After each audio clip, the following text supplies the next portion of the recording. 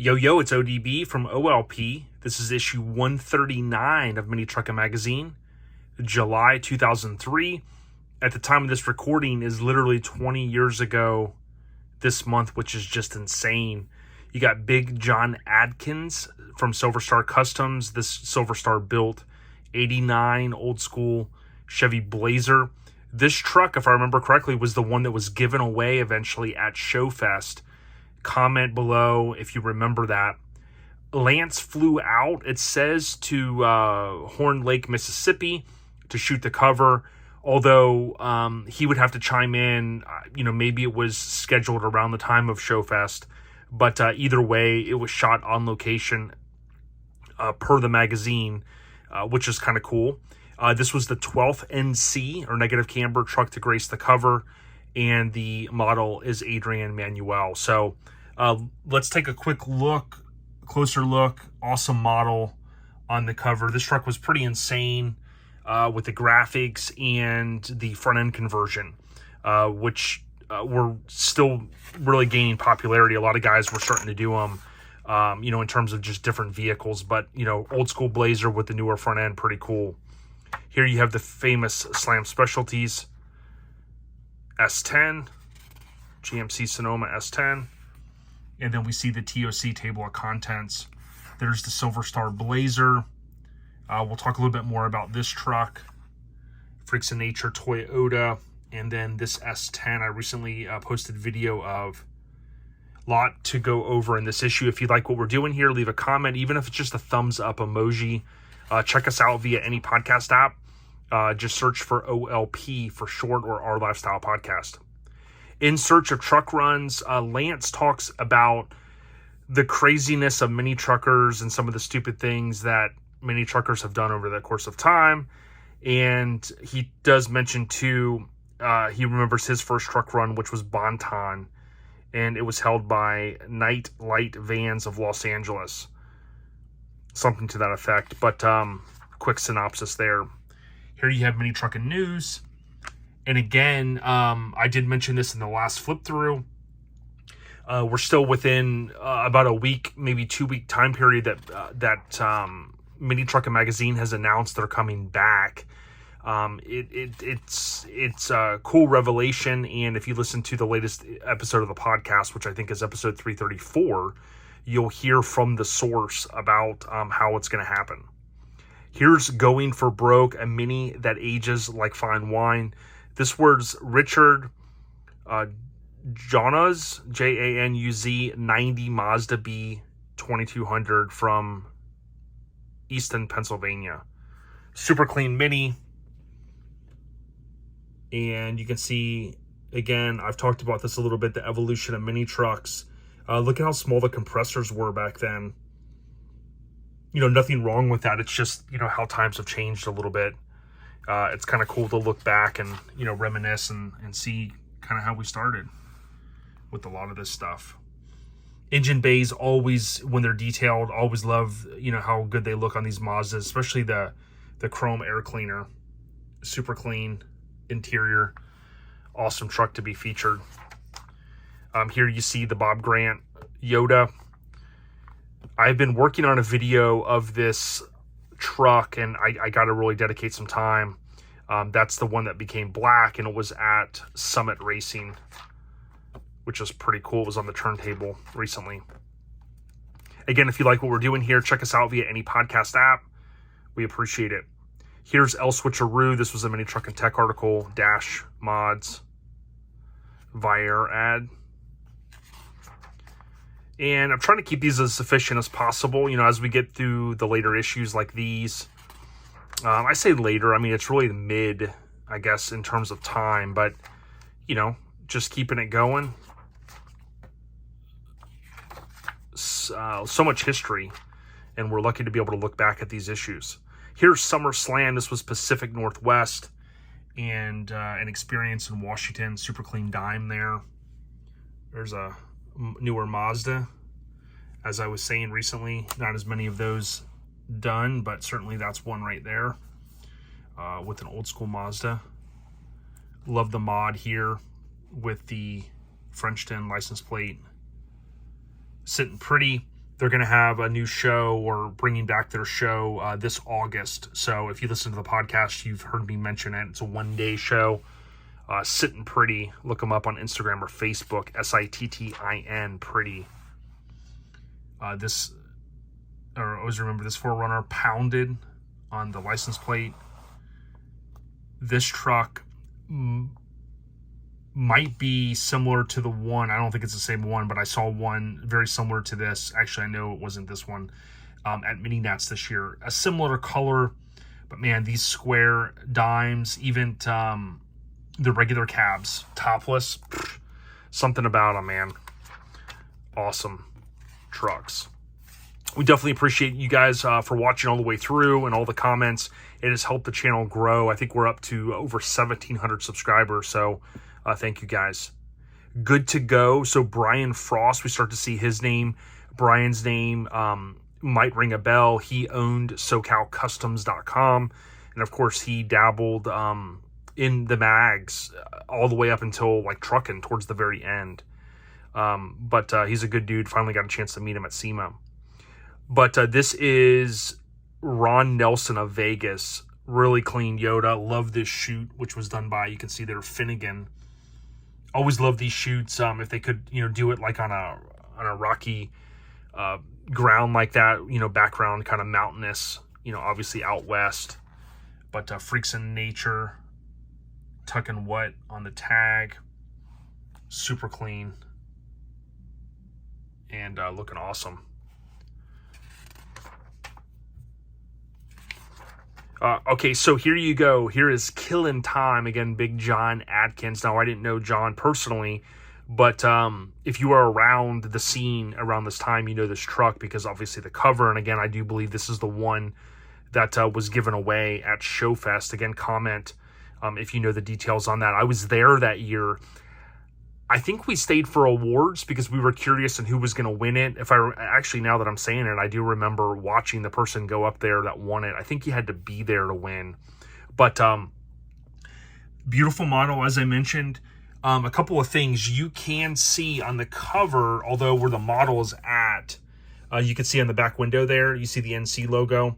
It had a couple of NC logos on it, and then obviously the model, you can barely see where her hair is at. A little bit of the logo, but you basically have the NC logo there. Again, the 12th mini truck from Negative Camber to be on the cover. But we saw this photo in the table of contents, and then you can see here the driver door open dash. There's an NC logo on the dash as well. Something that to note, though, typically in a centerfold like this, so page 50 and 51, you typically would see like a 3/4 shot of the ride. They did something a little bit different here for whatever reason, and you basically had the front kind of 3/4 shot, but instead of having the full, kind of pull out, if you will, that you could, post to your wall, this side of the page was a little bit different. So again, something I just happened to notice looking at this one. I did flip through this one briefly right before I started, which I typically don't do, but I was curious about something in this issue, and I had noticed that. You can see there, it looks like a BAD plate. Those guys they're still back. They're back, but they were making some pretty cool plates in that era. And then boom, you have another whole page. A lot of work into this thing. I would say maybe by today's standards, maybe not the style that everyone maybe thinks back on in terms of an iconic mini truck. But I would say definitely, to me, the standout is the front end conversion, the graphics, how low it is, the crazy dash in it. I certainly think this is an iconic truck. I think it just came in the 2000s where some of you got in the scene around then and might, this one might be etched in your minds. But I think certainly if this truck had come a few years earlier, it possibly would even have more of a higher status in people's minds. But I think it's an awesome truck. Again, maybe not my forte on everything, but I think like the paint work and stuff speaks for itself. I always liked how they did the diamond plate And I certainly think there's a lot of craftsmanship in this truck. You can see there also the diamond plate on the chassis, how that was all painted. I mean, that's a lot of work. And then, you know, the flamed cover over the cross member there, or excuse me, the core support where the radiator's bolted. Pretty cool. Just, I mean, really, again, not taking anything away from it. I'm giving props to this thing. Super sick truck. And, you know, it came in an era where, I mean, you guys have seen so far in 03, the covers. I mean, guys were not playing around in terms of, you know, building sick stuff. Styles to Envy presents Southeastern Slamboree at Fort Walton Beach. So a Florida show. And as you'd imagine, Joe Greaves was called to duty, so to speak. And Joe, of course, out there, as I mentioned, still doing the damn thing. I don't think he's really on social media. I know he's not on Instagram. I think he is on Facebook, but I do hashtag Joe Greaves anytime I post photos that he took of my truck. He's a good dude. Here was a little bit of expanding into the merchandise business. And again, you can kind of see the differences if you look at that mini truck and shirt. I mean, 3 trucks, pretty cool. But, you know, this was the vibe, the kind of tribal graphics at that time. This is pretty cool. The ladies, you know, long sleeve. Fair prices back then. You had the kind of the dress up, not going to say work shirt, but button down and some of that stuff. But pretty cool to look back at that. See how the times have changed. You know, a lot of us are wearing black t-shirts now, even though the shows, as we get older, it seems like it's getting hotter and hotter. I think it's in our mind, hopefully. Tech articles galore. Again, that was a good way to fill up content, and certainly people that were hands-on could benefit from that. Super clean Yoda, Tacoma. A couple more pages left. This right here, I saw this Isuzu. This was at Rezo. We just saw that coverage recently. That was at the water park out there, and I always remember that. Pretty certain that's where that photo was taken. I've tagged some of those guys in the past with the hashtag resolutions 2003. Here you have Ryan Cavanaugh and Josh. I'm not going to butcher his last name. You have their 2 trucks. This truck, shout out to Low Rollers, Phil, and all the crew, good people. Phil, I'm sure, knows, being, you know, this was a Low Rollers truck. This thing was super sick. I don't know whatever happened to it. The tag FLOATN. I do believe it was finished, now that I think about it, because the unique thing is how it was all radiused in here. I saw this truck, I want to say, at Indie Truck Bass or Showfest. It might have been Showfest. But certainly this thing was sick. You can see the LR, Low Rollers, on the back window. And loved, you know, the Envoy headlights and you know, fascia. Just a super sick truck.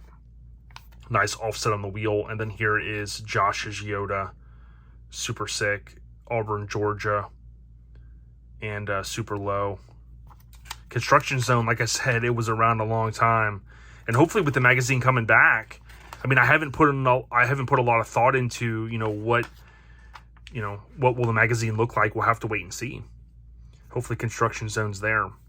50/50 second time around. So shout out to Ed Eister, one of our homies and contributors and commenters, and you know, I can't thank him enough. He was a member of Golf Breeze Customs, and this was Will Collins. Rest in peace. He's no longer with us. Ed has given me that intel in the past, and I got a chance to see this at BloodDrag 03, probably a couple of different shows as well. You could see the Gulf Coast Customs on the back. This thing was super clean, and I think Ed had told me that, you know, Will was, you know, he loved this truck. The interior was sick. You can't really see it here. I have a close-up photo I took of it, but the little switches he had in here, he had a little lady, kind of like a truck, you know, a trucker type little lady deal there, which was awesome. But look how clean this thing was. You know, you can see kind of the bed liner, color matched, and you got the compressor in there. Again, a lot of guys only had one compressor back then, but like even the rear end all painted. You see the bags totally compressed, the frame painted, just super clean. Don't know whatever happened to this. Ed might be able to chime in, But you can see, again, Will Collins, 86 Nissan 720 standard cab. Rest in peace, man. Posted this one a couple times, just some photos. I think I typically will use the hashtag BloodDrag because that's where I saw it at, but rest in peace. Speaking of that, again, a lot of times, as I mentioned, that the features would line up with the coverage. That's what reminded me that this was 03. Now, granted, it could have been shot in 02, and they maybe held on to it. That sometimes can happen, but I'm pretty sure it was 03. We can see when Tim had the S-10, I think this was around that time. He had those awesome wheels on it. Shout out to Tim, big contributor. Appreciate Tim, always looking out. Jimmy's truck, if anybody knows where this thing is at. When he sold it, it was up in Ohio area. We need the intel on that. And then this was Severed, Georgia. I don't know if he had sold it by then. I'm pretty sure this is the Barry's truck, I think. But good time. We would go every year, and we had an awesome time.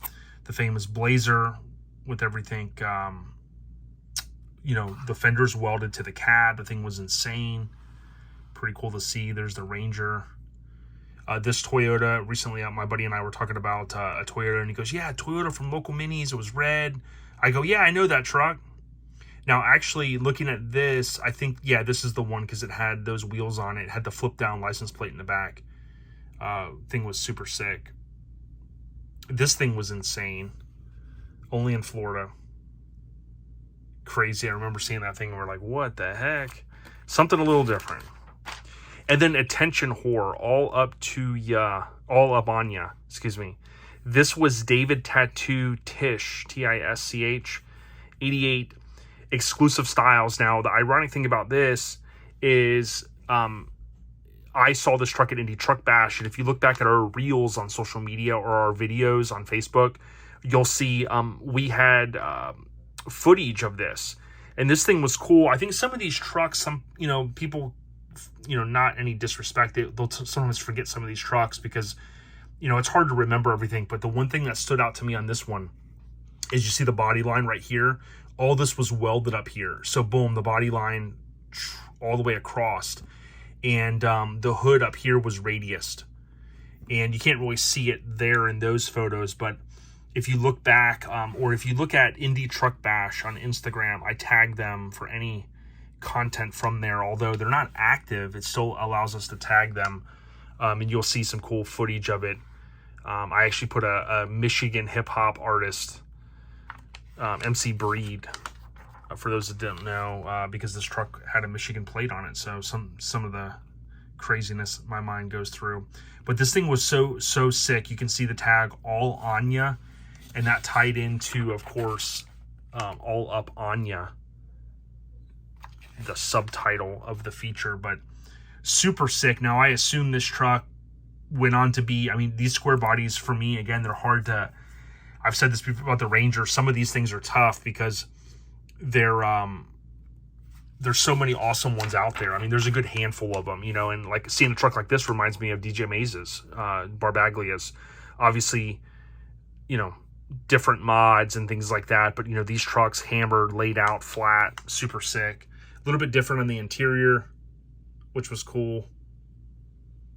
Anybody know what happened to it? Comment below, or if you guys knew. David, my buddy Russ and I enjoyed it. My buddy Russ had a Blazer, so we always like looking at the squares. There's the same Ranger that we saw earlier in the background for the advertiser index. More ads. Ads help magazines, believe it or not, support the advertisers. So we see old school laid out. Are you bagged? An S-10. There you go, a baby. And then this is going to come up on issue 141. I think it was Jan. Severed, Canada. Super sick truck. We'll see more of that soon. So that was a little hint, I guess you could say. Definitely appreciate all the support. Again, leave a comment, even if it's an emoji thumbs up. Certainly appreciate it. Stay on the rise. I was on vacation recently, so I took a little bit of laid back time, but back in the catbird seat, so I need to keep on going. Next, we got a Mazda Cab Plus that we'll be talking about for issue 140. Stay on the rise and subscribe. We out ya. Peace.